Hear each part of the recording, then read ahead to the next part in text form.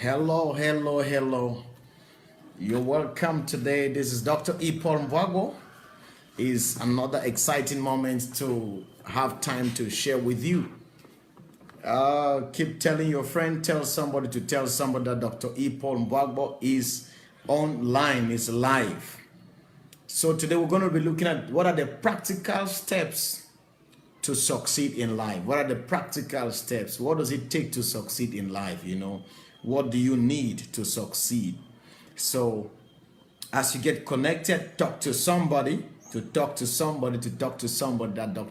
Mbuagbor is live. So I'm waiting for you to talk to somebody as we kick off today. So keep sharing as you connect. Keep sharing. Talk to somebody. Dr. Mbuagbor is live.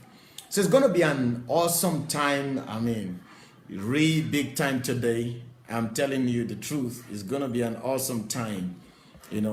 Whatever hour of the day, receive my salutations.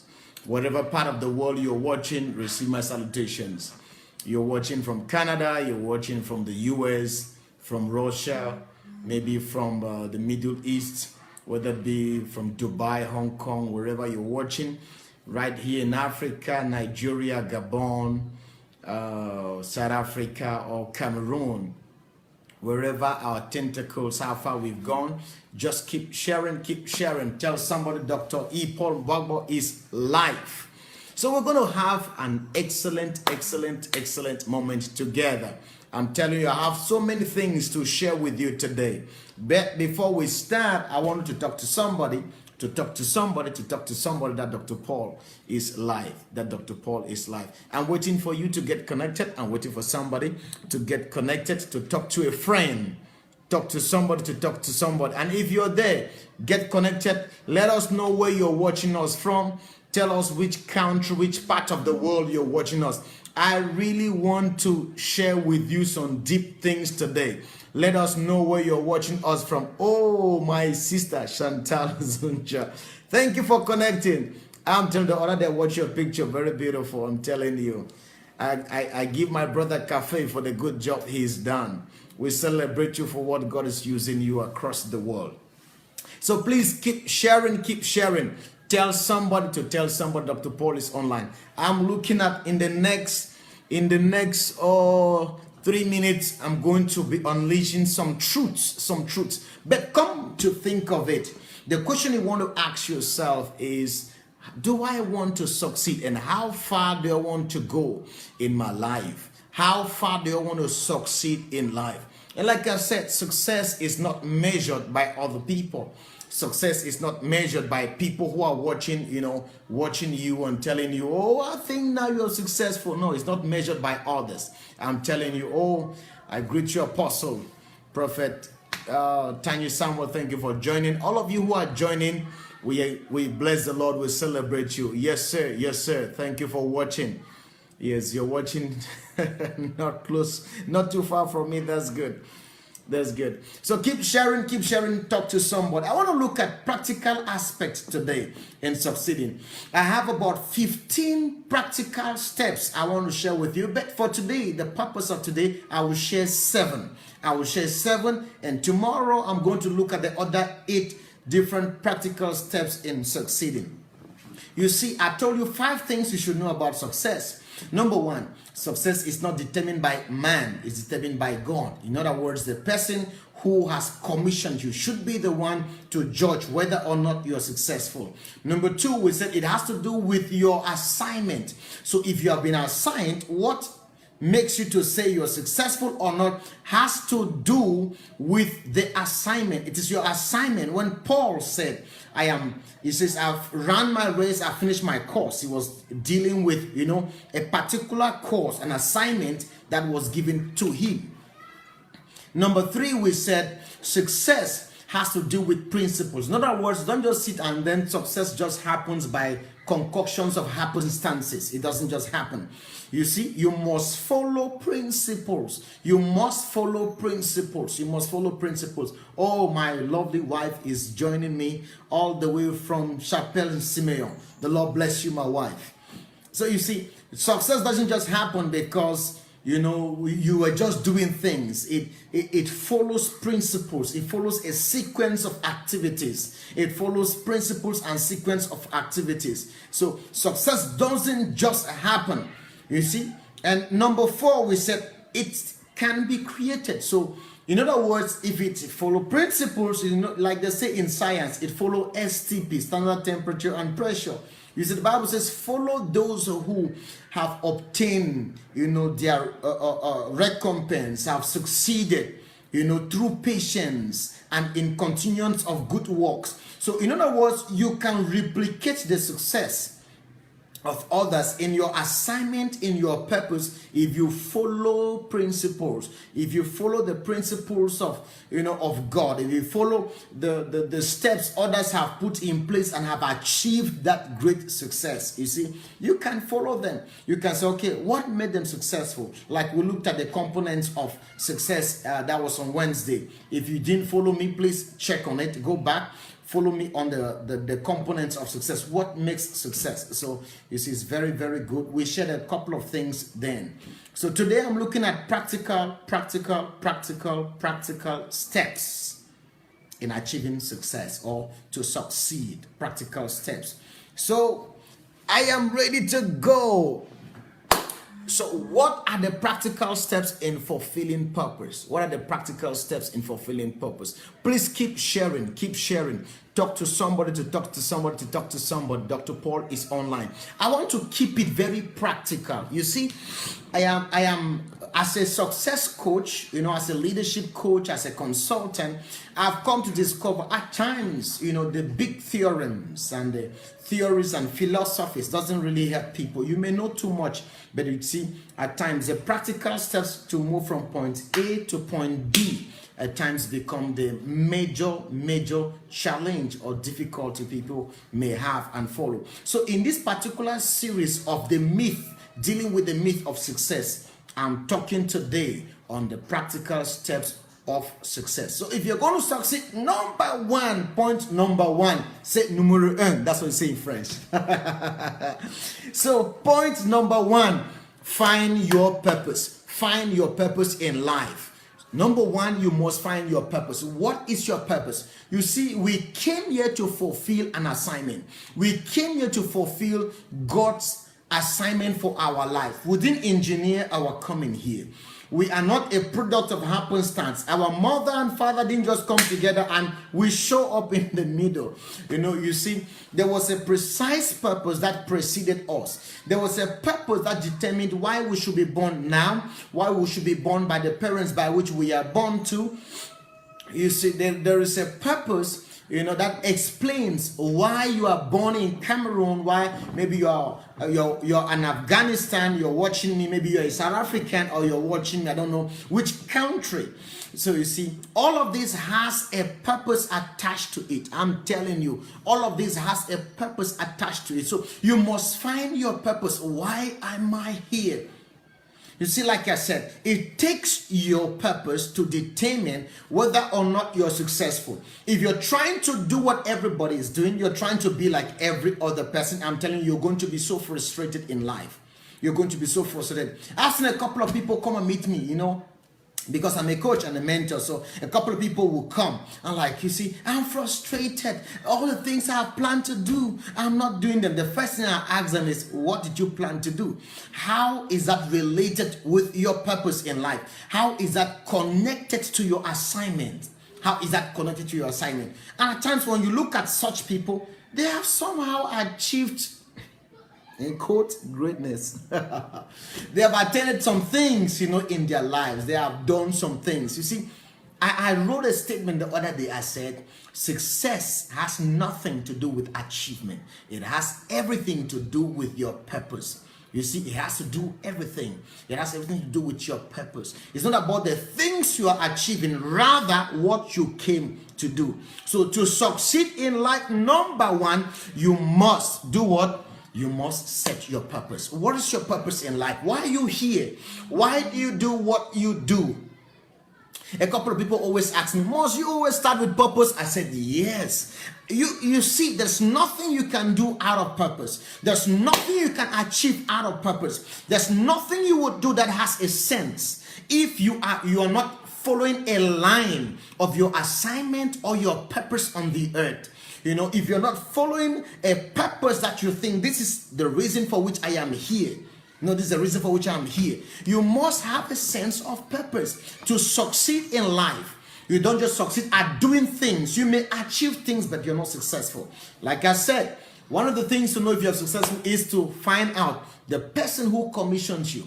Does he buttress what you are doing? Is he in support with what you're doing? So that's why you must find your purpose. Oh, Dr. Madison watching all the way from the US. You know, and all of you who are watching, please just let us know where you're watching us from and keep sharing, keep sharing, keep sharing. So today in part 1 of practical steps, I'm sharing 7 points. And tomorrow I'm going to take 8 other points. That will be 15 practical steps to succeed. So number 1, I said, find your purpose. Find your purpose in life. You see, it takes purpose to give you a sense of direction, to give you a sense of living, to give you a sense of fulfillment. Don't just succeed in achieving things.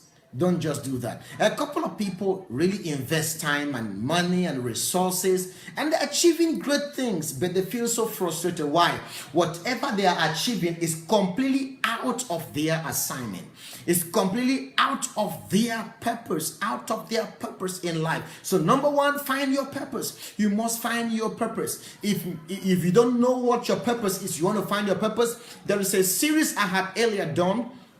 Go to my page and then you'll find living a life of relevance, living a life of relevance, fulfilling purpose. So you go there. I did a lot of teachings there on how to find your purpose. You can inbox, you can write, you can ask us questions, you can command for our books, you can order for our books, and you will have a copy.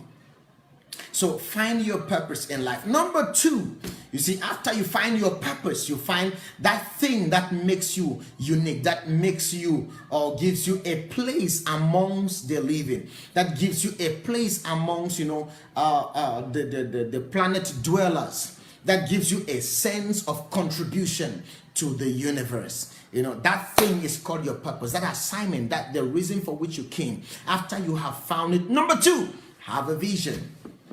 Have a clear vision. Have a clear vision. Okay, I am called maybe to impact Africa. The next thing you're going to ask yourself is, okay, how do I go about that?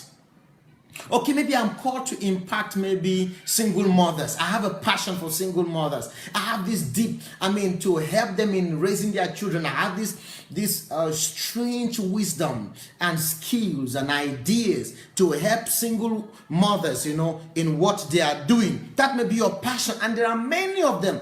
In fact, statistics says more and more people go single, and we have more than 60% of women are raising their children alone. More than 60% of women are raising their children alone. You know, a statistics was done that was done in America, and they went to people who were in prison, and they gave them, you know, letters to write to their parents, and they discovered that 80% of the prisoners wrote back to their mothers. Why? They came to discover most of them grew only with their mothers. So there's a rising need for somebody to address single mothers. Oh, thank you, my own very sister, Pastor Mrs. Miriam Ayub. Thank you for connecting. The Lord bless you. The Lord bless you. So you see, most people are growing like that. If that is your passion to address them, you think you carry a passion, a burden for them, that is good. The next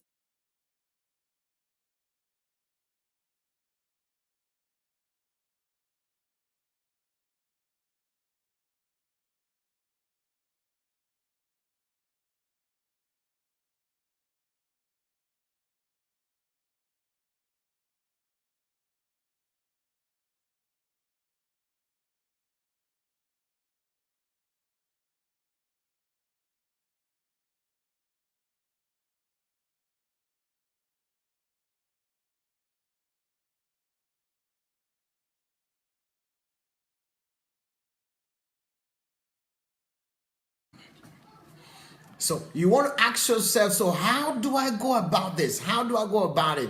I'm telling you, sorry for the connection, but we are praying for the connection. It's been turbulent here.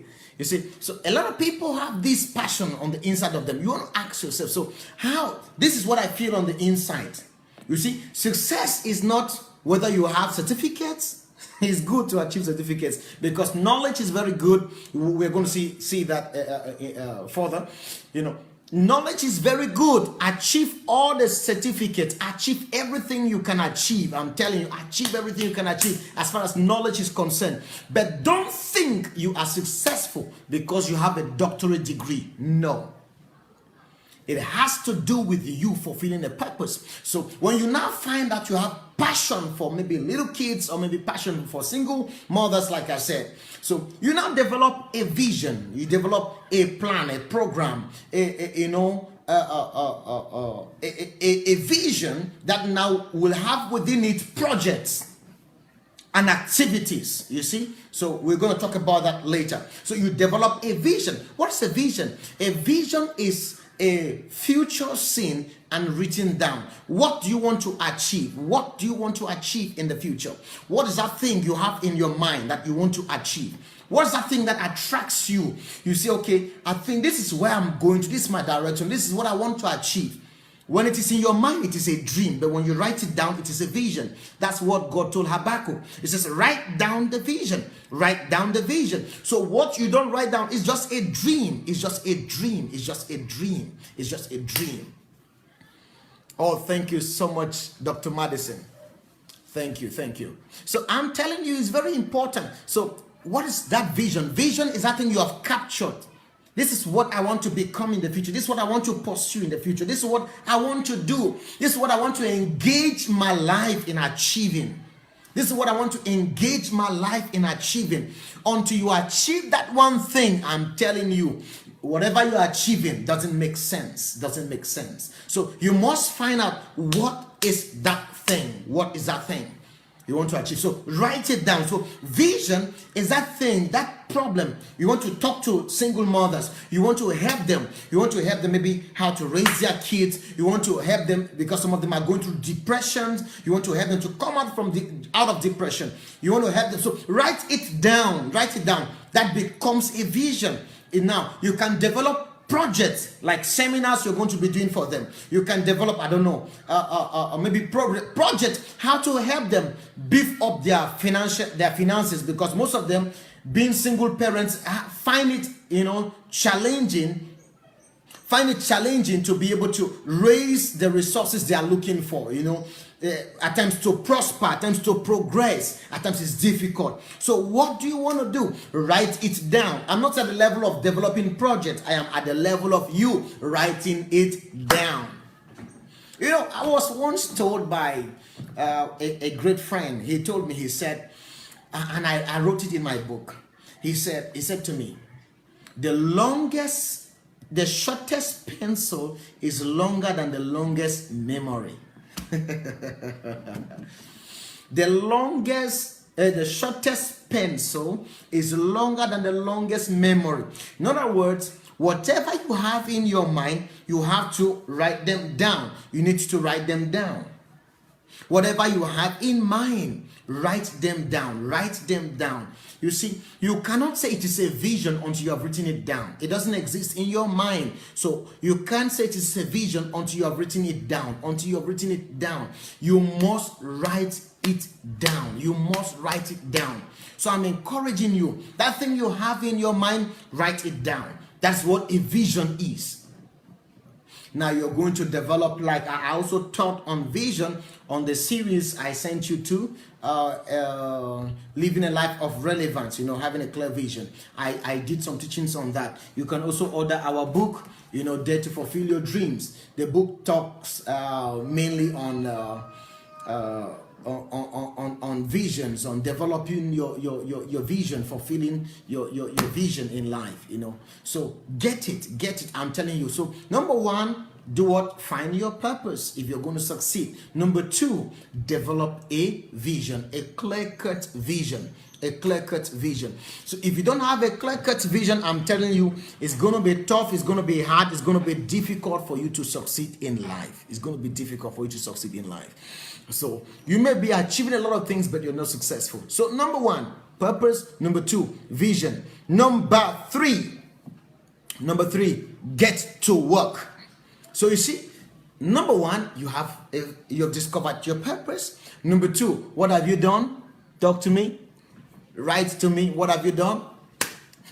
You've written down a clear vision. A clear vision. If you're following me, let me know where you're listening to us, which part of the country, which part of the world, where you're following us from. Let us know where you're joining us from. So be participative. Let me know. If you're following, I want to know. Number 1, purpose. Number 2, vision. Now, number 3, get to work.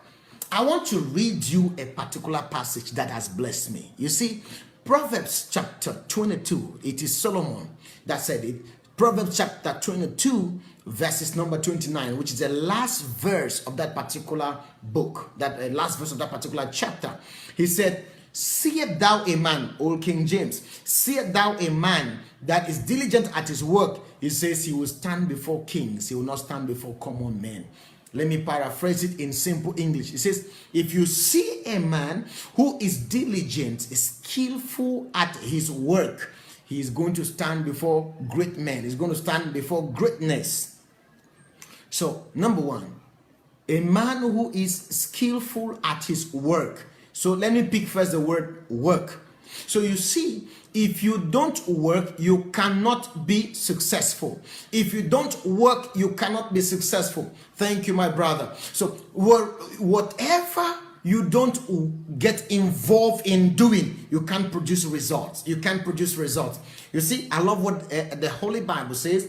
It says, God will bless the works of your hands. So you can't be successful if your hands don't have works. So you must get to work. So that thing you have seen as a vision, that thing you have written down as a vision, gets to work. First work you need to ask yourself is, this thing I want to do, when will I want it to be accomplished?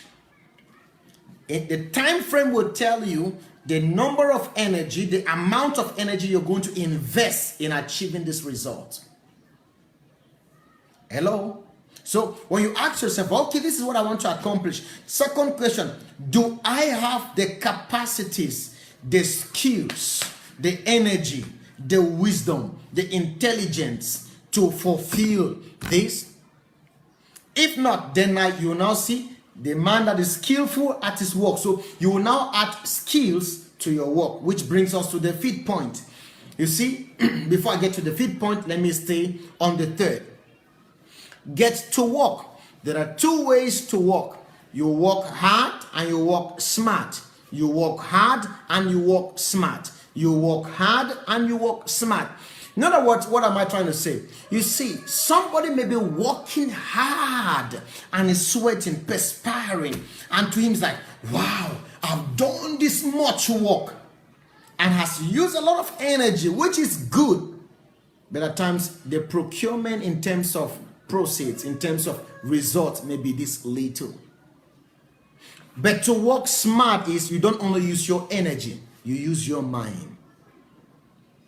You use your mind. You use, your intelligence. You ask yourself, how can I do this job better? I'm not talking about all of this today. I'm just giving you points. We're going to look at this further in our studies or in our series. So what do? You use your mind. Don't only be a hard worker, be a smart worker. Most people who are rich on this earth, what do? Most of them don't use their energy, they don't use their strength, they simply work smart. I taught you, or last time I shared with you from my book, The Ultimate Kingdom, I shared with you how to use other people's money to work for yourself, how to use other people's strategies to work for yourself. In page 221, I said how to use making money by making money on on other people. One of the ways I said you use the skill of other people rather than going into it by yourself, by your energy. You can pay people who work for you. You put in money, they put in their energy, and you pay them, and you get the result done. So there are many things you can do. I share with you over 10 points: how to use other people's effort, how to use other people's money, how to use other people's time. I'm telling you, and so on and so forth. Other people's experiences. You see, that's working smart. That's working smart. And I outlined a lot of things, how you can do, or what you can do to use other people's skills, other people's ideas, other people's mind to produce, great results. The Lord bless you. Thank you, Apostle Julius, for joining us. The Lord bless you, sir. So I'm telling you, it is very, very, very important. Very, very important. You must ask yourself, okay, how do I move from working hard to working smart? How do I move from working hard to working smart? How do I move from working hard to working smart? Ibrahim Ishmael, Apostle, the Lord bless you, watching us from Nigeria. Just let us know where you're watching us from. So I'm looking at practical steps in succeeding. There's so much to say. I'm telling you, I'm so giggled on the inside. I'm excited. You see, because a lot of people get up and think success just happens. No, success is created. Success is created. And I'm giving you skills and tools how to succeed, so that you will stop, being jealous at what others are doing and achieving. But rather, what will you do? You will just sit quiet and follow simple principles and also have your own success. I'm telling you, so it's so much important, so much important. So we are still at the third step. Number one, what did I say? You have to do what? I said purpose. You must find out your purpose first. Number two, when you've discovered your purpose, you must find out what? You must find out your vision. Have a clear-cut vision as to what you want to do. Write it down. Write down your vision. Don't let it stay in your head. Number three, we said when you have written down that vision, you now get to work. We said there are two ways to work. You work smart or you work hard. But you see, I want to take you from the point of working hard to working smart. You see, bankers are very smart. You see, they collect your money for you, multiply it, make profit, and give you back your money. And they are rich. Why? They are working smart. A lot of people go learn skills, which is very important. I can't negate that. I can't, try to, say it's not important. It is very, very, very important. Oh, Uncle Peter, watching all the way from Gabon. The Lord bless you. So as you keep joining, keep sharing. We have only 45 minutes. So I still have about 18 minutes to go. 18 minutes to go. So let me go real quick. So number one, I said, find your purpose. Number two, what did I say? Have a clear vision. Number three, what did I say? Get to work. Get to work. So getting to work, I said you ask yourself, do I have capacity? Do I have the capacity? Do I have the knowledge? Do I have the wisdom? Do I have the intelligence to achieve this great thing I want to achieve? Do I have the insight, the know-how, to be able to achieve this result? So most Christians are frustrated because they want to just sit and just expect manna to fall from heaven. Even when God gave them a promise that I'm taking you to a land that flows with milk and honey. In the desert, there is a period of time when you pray, God answers. You pray, God just shows you. The Bible says manna was falling when they were in the wilderness, okay? Manna was falling. It was raining down manna when they were in the wilderness. But guess what? It says when they stepped into the promise, when they stepped into the promised land, manna ceased. There is a level. Things become hard in your life. You think God's no more hearing you. God's not answering your prayers. No. You have gotten to a place where God wants you to get to work. I'm telling you. And when you find Christians at that place, they feel so frustrated. They begin to go from prophet to prophet, go to place to place. Stop walking around, my friend. It is not prophecy you need. You need to get to work. God will bless the works of your hands. Now, am I reducing prophecy? No, I prophesy at times myself. I receive prophecies. But you see, when you receive prophecy, you must get to work. When you receive prophecy, you must get to work. So don't stop running around prophecy and running around men of God. Oh, man of God, speak a word over my life. Oh, man of God, it's very important. But this is what I'm saying to you. This is what I'm saying. It is very important for you to get to work. God will bless the works of your hands. The works of your hands. Your hands must produce works. Then God will put the blessing upon it. So in other words, an empty hand, God is not going to bless it. And I shared with you last time in my series, I spoke about living a life of relevance. I said, what if the works of your hands are owned by another person? Let's take two guys. Okay, somebody like Jacob, when he was in the house of Laban said, God has blessed me and increased me because of you. So whatever God bless, the blessings of God upon the hands or upon the works of Jacob, it goes to who? It goes to Laban. That's why I'm encouraging you to create your own company. Create your own business line. Create your own firm, your own consultancy, job. Be a freelancer. Create a company. Create something that empowers you to be able to do your own work. Don't just be working for others. Don't just be working for others. You must create things by your own self. Create platforms and avenues so that when God blesses it, the process comes to you. Am I saying don't work for other people? Work for other people, but also learn how to work for yourself. Create things that brings you profit yourself. So what am I saying? Get to work. So move from hard work to smart working. Move from hard working to smart working. Move from hard working using energy to smart. You sit and you think, and things are done. You see, and profit comes to you. So number 4, what are we saying? Number 4, you want to stay focused. If you're going to succeed, 1, define your tangent, your purpose in life. Number 2, what do?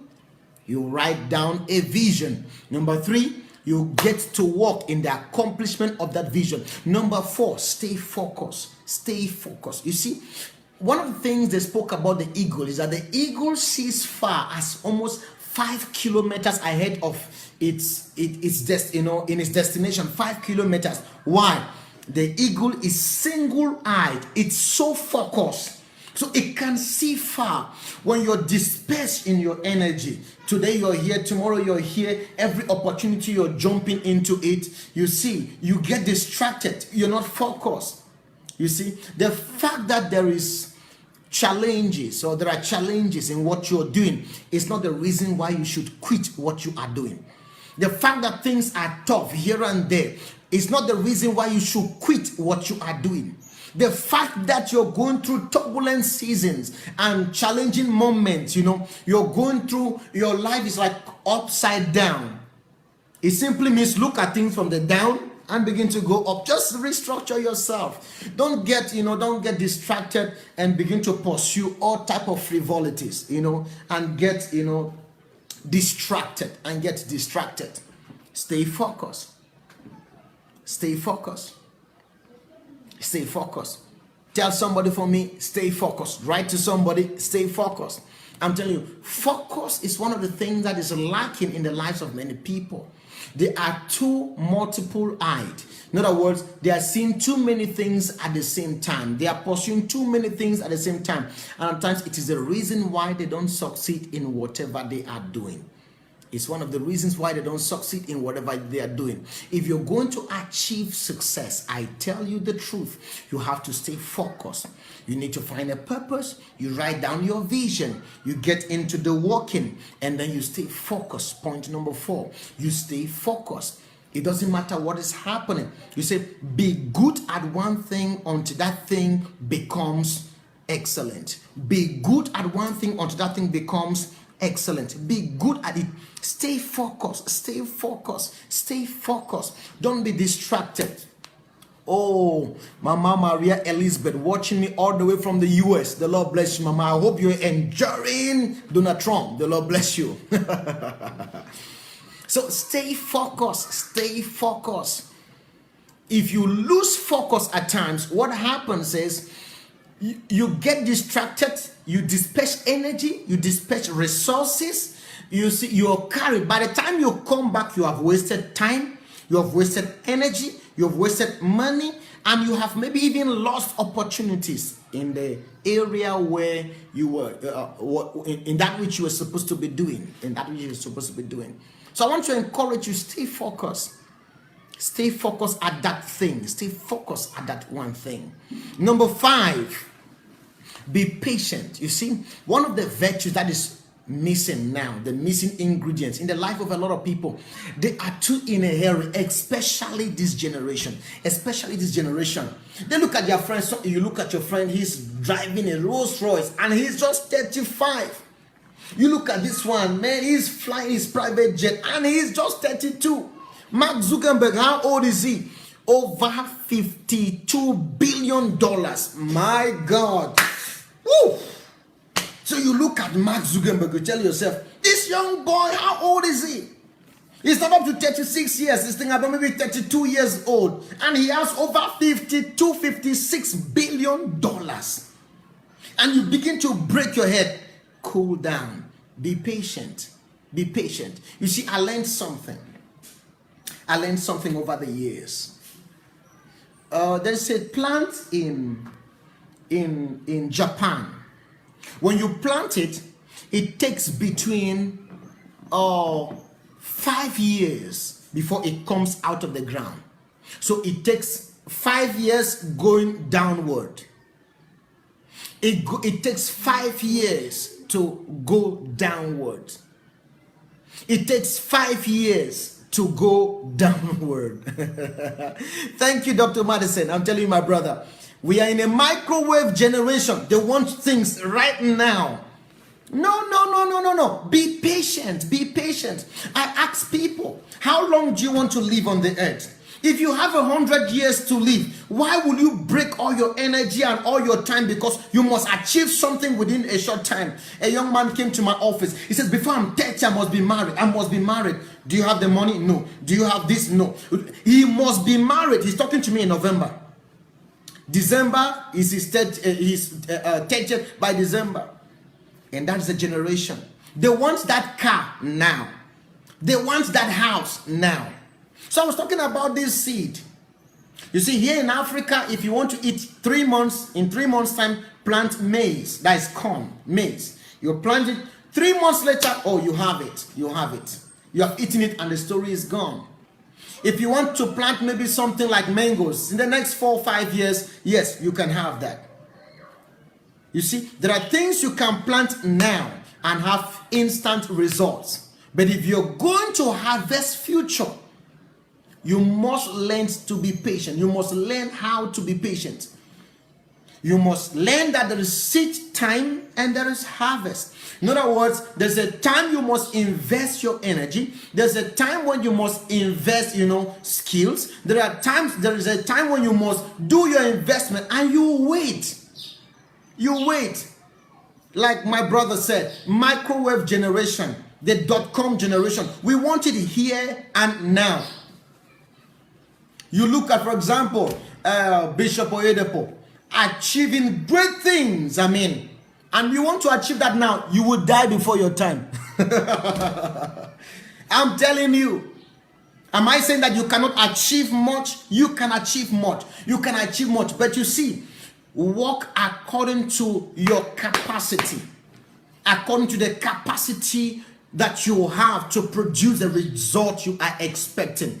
And be patient. If it happens today, we bless the name of the Lord. If it happens 10 years after, you see, Paul said, I planted, Apollos watered. I didn't give the increase. God gave the increase. In other words, it means whatever we are doing, it takes God to bring out the increase. Especially if you are planting maize, 3 months time you have your increase. But you see, 3 months after, it's also gone. But when you plant something like, maybe say palm nut, it takes about 4 years to grow. It takes maybe about 4 years, and it begins to produce fruit. And after that, it can consistently produce you fruit for the next 25 years. You planted once, but you have been harvesting for the next 25 to 50 years on one planting. Why? It took time to grow. Like I was speaking about this particular tree in Japan. It takes 5 years to go down. It takes, when it begins to come up, it can grow, let's say, it can take between 3 months, 3 weeks to 3 months. You actually see it coming out. Why? When the foundation is solid, the results will be evident. When the foundation is solid, the results will be evident. There are things you're trying to want to do now. You don't have capacity. You don't have the stamina, the energy. You don't have the resources. You don't have the know-how. You don't have the experience. So what do? Practical step. Be patient. When you plant, you wait. You plant, you wait. You plant, you wait. You see, if you don't know how to wait, you're going to lose a lot of things. So that was number 4. Number 5, we said be patient. Number 6, you have to stay consistent. You must be consistent. You not only committed, but consistent. You see, the light bulb, I know, by the books, it is said it is Thomas Edison that discovered the light bulb, but which we know is lie. Yes, it's a young black boy, Calvin, who was in the shop of Thomas Edison, who discovered the light bulb. But because he was in, like I'm saying, if your works is owned by another person, he takes the credit and takes the glory. So when he found out the works, okay, I hear you say, eternal law of sowing and reaping. Yes, the eternal law of sowing and reaping, the cause and effect. I like that. You see, this young man, when he discovered this light bulb, because he was in the shop of Thomas Edison, it was accredited to Thomas Edison that he is the one that discovered the light bulb. But now, let's put that aside. But you see, at the workshop, they had tried and failed over 200 times, over 1,000 times. Why did they finally succeed? Because of consistency. Because of consistency. You must stay at it. You must stay at it. You fail today, come back tomorrow. You must be gregarious. You must be militant. You must be consistent. You must stay at it. You keep doing it. You keep doing it. You keep doing it until you break. You give the last stroke that breaks the camel's back. I'm telling you. I'm telling you. And number 7 for today, set order around your life. You see, success does not thrive around disorderliness. Success doesn't thrive around disorderliness. You must do what? Organize your life. Organize your doings. Organize the things you are doing. Put your life in sequence. When I do this, I move to this step. From this step, I move to this step. You see, life is practical. Like I said, success is on principles. So if you don't follow principles, you can't achieve it. Any success gotten by happenstances will also be lost by you finish it for me. So I'm telling you, oh, thank you, Apostle Ayo Graham, my own brother. The Lord bless you. Thank you for connecting from Douala. So these are the 7 steps I want to give you for today. Tomorrow I'm going to share with you 8 steps added to these 7 steps. Is going to be 15 practical steps to achieving success in life. 15 practical steps. So we said, number 1, discover your purpose. Number 2, we said, write down a clear vision. Number 3, what did we say? We said, get to work. Number 4, we said, stay focused. Number 5, we say, be patient. Number 6, we say, be consistent. And number 7, we say, set order around your life. Set order around your life. You see? With these things I have shared, you can already start succeeding. You can already start achieving some progress, some success around your life. What is that thing you're doing that you need to stop doing? and then refocus on the thing you're supposed to be doing to achieve the real success. I said real success is not in achievement. It's not in the number of things, in the cars, in the houses, in the certificates, in the travelings. No, it is in the fulfillment of your purpose and your assignment. In the fulfillment of your purpose and your assignment. I want you to share this to as many people as you can. Share it with friends, share it to groups, keep talking about it. Tomorrow I will be again by your side by 17 hours GMT. You see, I will give you again another 8 steps, and then we will continue from there. Don't forget, we are going to be looking at, how to have extraordinary results or success. We're going to look at dealing with failure. We're going to also look at dealing with stagnations. If you're stagnated in what you're doing, how do you go forward? So for today, we are done on looking at practical steps to succeed. So share with somebody, send it to a friend, to a son, a brother, a daughter, whoever you can send that with, and I know God will take you from where you are to where you're supposed to be. I pray for you that you will discover that purpose, you will discover that assignment, and you will write it down. I pray for the spirit of wisdom on how to engage it. I pray for you as you begin to engage in what you are doing. The spirit of patience, the spirit of focus, spirit of orderliness, consistency around you to achieve that great result. Until then, I remain your humble brother and friend. This is Dr. Mbuagbor. I celebrate you. The Lord bless you. Bye-bye.